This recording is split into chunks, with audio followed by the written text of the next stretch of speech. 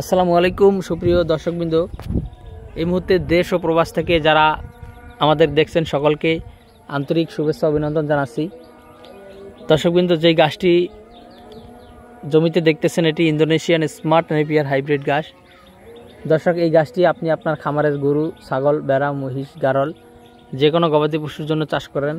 এটি যথেষ্ট ফলনশীল একটি ঘাস এবং যথেষ্ট প্রোটিনযুক্ত একটি ঘাস।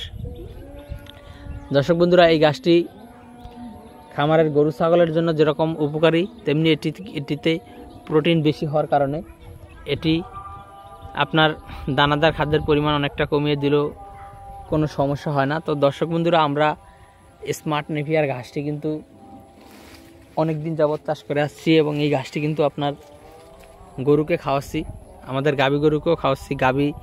গাভীকে খাওয়ালে এই গাছটি গাভীর দুধের পরিমাণ কিন্তু বৃদ্ধি পেয়ে থাকে। এটি কিন্তু 100% পরীক্ষিত একটি ফর্মুলা, অর্থাৎ আমরা নিজেরাই আমাদের গাভী গরুকে এই স্মার্ট নেপিয়ার ঘাস খাওয়াই এবং সেখান থেকে আমরা যে ফলন পেয়েছি, অর্থাৎ যে ফলাফল পেয়েছি, সেটি হলো আপনার স্মার্ট নেপিয়ার ঘাস খাওয়ালে, যেই দিন স্মার্ট নেপিয়ার ঘাস খাওয়ানো হয় সেদিন কিন্তু দুধ অনেকটা বৃদ্ধি পায় অন্যান্য ঘাসের তুলনায়। আরেকটি কথা বলি দর্শক, আমরা কিন্তু শুধু স্মার্ট নেপিয়ার না, আমরা আমাদের জারা ঘাস রয়েছে পর্যাপ্ত পরিমাণে, এলিফ্যান্ট হাইব্রিড ঘাস রয়েছে।